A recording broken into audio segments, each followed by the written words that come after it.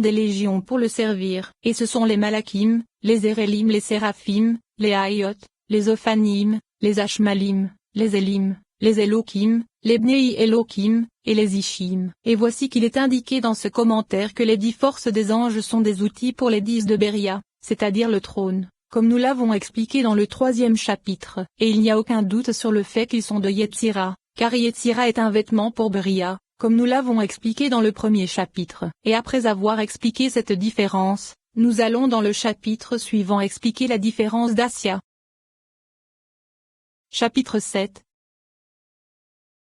Ce qu'il est bon de savoir, c'est que la brisure et l'obturation des écorces se produit lorsqu'elles pénètrent dans la sainteté, c'est-à-dire lorsqu'elles se rapprochent de la sainteté. Et c'est la prière que nous prononçons. Tous ceux qui viennent au monde reconnaîtront et sauront que tu es le seul Elohim pour tous les royaumes de la terre, car en s'approchant du service divin ce nom les domine. Et c'est également ce qu'il est dit, tous ceux dont la Neshama est un souffle, ce sont Yahvé, Elohim d'Israël et roi, car ceux dont la Neshama est un souffle se trouvent du côté des écorces, comme cela est expliqué dans le Zohar à propos du verset libérez-vous de l'homme dont la Neshama n'est qu'un souffle. Et c'est le sujet de que toutes les œuvres te regardent et que toutes les créatures se prosternent devant toi. Et ainsi, c'est la cause de leur défaite et de leur obturation, car elles se nourrissent du côté de la sainteté, se purifient et toute trace d'impureté est annulée. Et lorsque les scories sont épurées, elles sont brûlées par le feu. Et c'est la cause des taureaux de la fête qui sont au nombre de 70, en correspondance avec les princes qui prodiguent au dehors. Et à leur propos, il est enseigné dans le Zohar sur le verset les eaux allaient toujours décroissant qu'elles diminuent en nombre à cause de leur proximité avec la sainteté. Et il se trouve là une révélation vis-à-vis de ce sujet,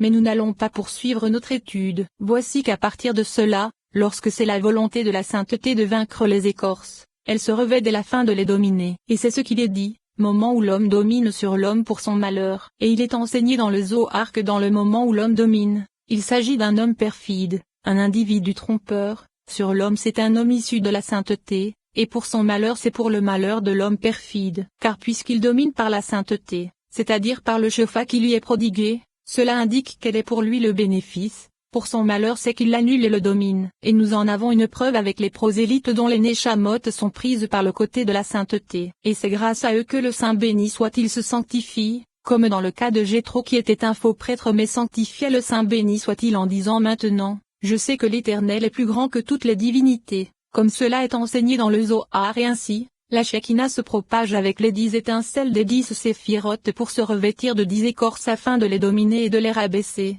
Et ceci afin d'accomplir ce qu'il est dit, et sa royauté, domine, sur tout gouvernement. Et le sujet en est que si les écorces existaient dans la sainteté, alors il serait nécessaire qu'il existât un endroit dont il fût dit, cela ne se trouve pas dans la réalité de la divinité, à Dieu ne plaise. Et cela est impossible car il fait tout vivre, et il n'existe aucune existence dans tout le monde qui puisse exister et perdurer sans lui. Comme nous l'avons expliqué dans le 8e chapitre de la section sur l'ordre de leur organisation. Et c'est pourquoi il est nécessaire que la sainteté se revête des écorces. Mais les écorces n'en tirent aucun bénéfice car au contraire c'est pour leur malheur, comme nous l'avons expliqué. Et le Rashbi nous a révélé cet enseignement dans les Tikkunim après avoir expliqué le nom des 10 écorces. Et ces couronnes inférieures sont des écorces pour les 10 séphirotes. Et les 10 séphirotes sont un cerveau en leur sein. Et ces écorces sont la séparation qu'il y a entre Israël et ses pères qui se trouvent dans le cieux. C'est de ces écorces que le Saint béni soit-il et sa Shekinah se revêtent afin que s'accomplisse la chose suivante.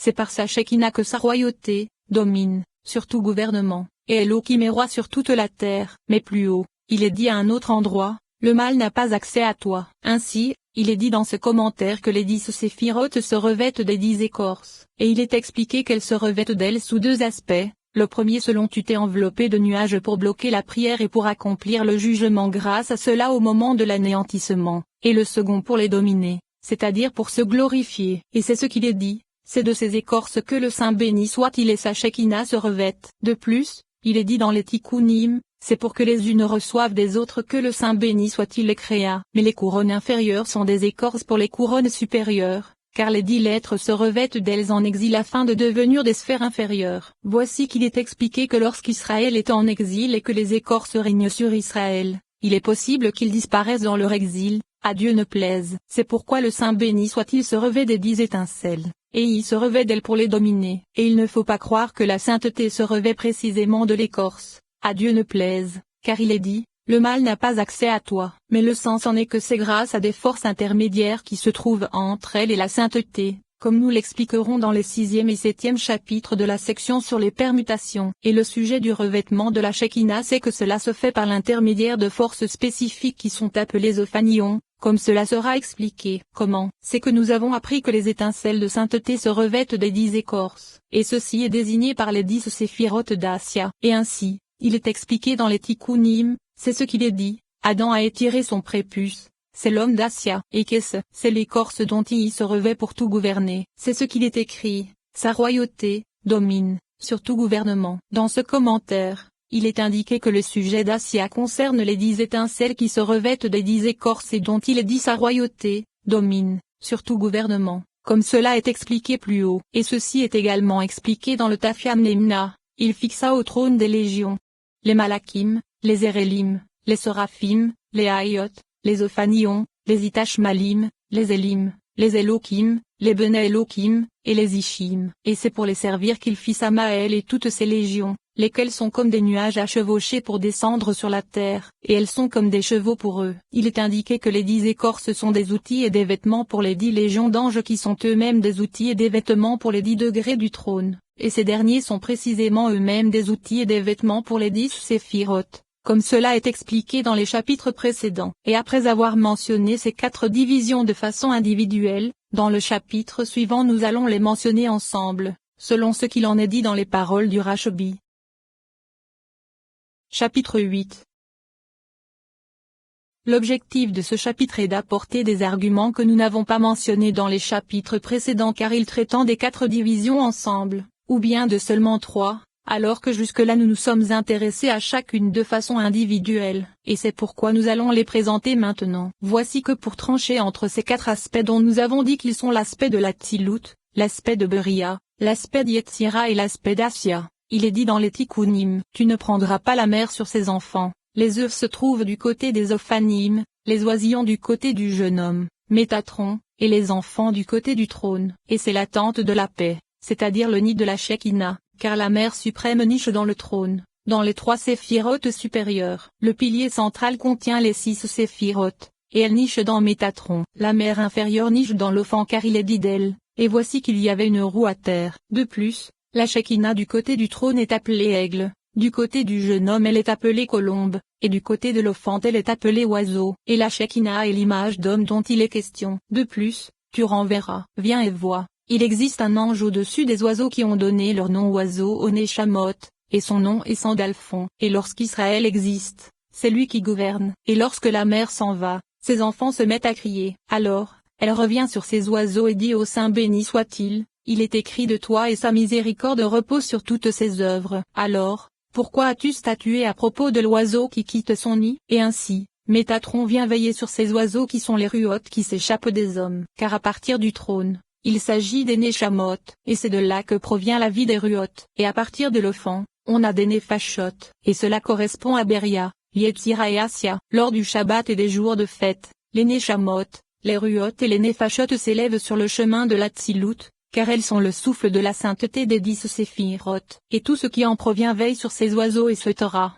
En vérité, cette parole nécessite une ample explication. Ainsi, grâce à cela nous avons appris l'objet de notre désir. Car nous savons que la Neshama, le Rouak et le Nefesh se réfèrent à Bina, Tiferet et Malkout, et nous en développerons l'explication dans la section sur la Neshama. Il est dit que Bina se niche dans le trône qui est le trône dont nous avons parlé dans le 3e chapitre, Tiferet se niche dans Métatron, et Malkout se niche dans l'Ophan. Et c'est le sujet de ce que nous avons expliqué dans le 1er chapitre, que le Saint béni soit-il gouverne sur les écorces par l'intermédiaire des anges appelés Ophanim et qui prodiguent aux sphères, à tel point que certains diront, il parle par ma bouche. Car si l'homme mérite le nom d'Ophanim, à quoi se réfère le sujet de l'élévation de cette chose entre les cieux et la terre, dans l'air du monde, et qui tourne autant de temps? Voici qu'il semble que les Ophanim sont celles qui prodiguent aux sphères et leur donnent la force de leur rotation, à tel point que maintenant cela ne s'éloigne plus de ce qu'a dit Josué, Soleil, arrête-toi sur Gibéon, et les sphères cessèrent leur mouvement car il ordonna aux forces qui leur étaient prodiguées d'arrêter d'agir sur les sphères. Et le sens en est que les Ophanim ont 2 actions.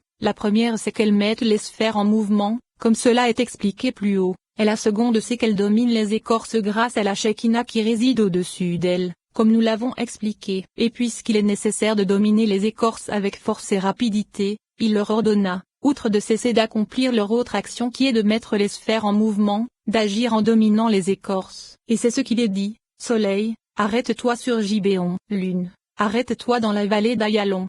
Jusqu'à ce que le peuple l'eût emporté sur ses ennemis. Mais revenons à notre sujet, car les sphères et les ophanimes ne forment qu'un seul sujet, outre le fait que les unes prodiguent et les autres reçoivent. Et la Shekinah se trouve parmi eux pour dominer les écorces, car les cieux et ses sphères se réfèrent à elle. Comme cela est indiqué dans les paroles du Rashbi au sujet, les cieux s'évanouissent comme la fumée, et la terre disparaît comme on retire un vêtement. De même, dans une autre parole que nous allons étudier dans la section sur les permutations, il est dit que la terre d'Israël n'est pas gouvernée par l'intermédiaire des princes mais par le Saint béni soit-il. Et ainsi, il est dit, et si tu dis, comment, la poutre de la chambre du firmament repose sur la terre d'Israël et se taira. De même, il est dit dans le Reya Memna, pourquoi est-il commandé de ne pas manger de levain durant 7 jours, mais de manger du pain azim? Et pourquoi est-il parfois écrit il ne sera pas mangé et parfois vous ne mangerez pas? C'est qu'il existe 7 planètes, Saturne, Jupiter, Mars, le Soleil, Vénus, Mercure et la Lune, et elles proviennent du côté du bien et du mal.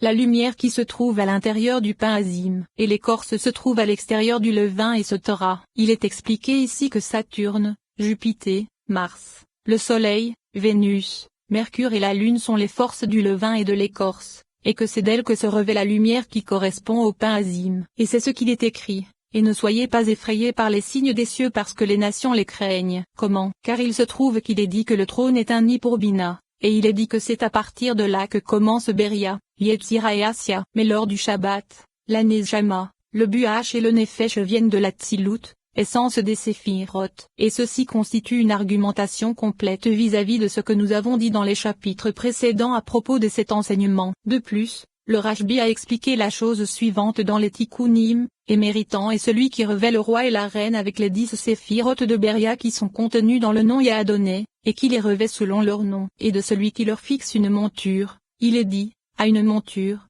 attachée, au char de Pharaon et Setera, car c'est sa mère Kaba qui lors du Shabbat et des jours de fête se revêt des vêtements royaux que sont les 10 séphiroth de Beria. Et lors des jours profanes, elle se revêt des 10 légions d'anges qui servent les 10 séphiroth de Beria. Car le roi se trouve parmi les 10 séphiroth de la Tzilut. Lui et elle ne font qu'un, et lui et sa vie ne font qu'un avec elle. Mais ceci n'est pas le cas des 10 séphiroth de Beria car elle et leur vie ne font pas une, et elles-mêmes ne font pas une. Et la cause se trouvant au-dessus de tout c'est la lumière qui se trouve dans les 10 séphiroth de la Tzilut, puis nous avons les 10 séphiroth de Beria, puis les 10 légions d'anges, puis les 10 sphères du firmament, et cela ne change jamais. En voici une brève explication, car notre intention est d'expliquer le fait qu'il est dit que les 10 séphiroth de Beria sont contenus dans le nom Yahadonné. Ce sont 8 lettres et 2 noms, ce qui donne 10. Et puisque la difficulté provient du fait que ce nom se réfère précisément à la Tzilut alors que maintenant on l'associe à Beria qui est le trône mentionné ici, c'est pourquoi il est dit, et qui les revêt selon leur nom. Explication. C'est en fonction du nom qui se revêt d'elle que les vêtements portent tel ou tel nom. Car le nom de la Tzilut s'applique aux vêtements lorsque la Tzilut se revêt d'eux. Et c'est lorsque les étincelles qui se revêtent sont des étincelles que le Saint béni soit-il et sa Shekinah, c'est-à-dire Tiferet et Malkout, sont unis. C'est pourquoi le mot union s'applique également à elle. Et puisque Beria possède 2 aspects vis-à-vis de la Tzilut, le premier parce qu'elle est pour elle une Merkaba et que la Tzilut repose sur elle, et le second parce qu'elle se propage en son sein à l'image d'un vêtement, c'est pourquoi elles sont comparées de 2 façons, la première par l'image du vêtement, et la seconde par l'image du cheval puisqu'elle est une Merkaba pour la Tzilut uniquement. Et puisque la difficulté provient de la raison de cela, car Bena n'est pas elle-même la Tzilut, quelle est la différence si elle se revêt d'elle ou d'autre chose? Car ce que nous devons associer à l'union c'est uniquement la Tzilut. Et il est répondu que ce sont des vêtements pour la Tzilut lors du Shabbat et des jours de fête. La signification en est que lors des jours saints comme ceux-ci, le Saint béni soit-il révèle sa lumière dans le monde grâce à elle,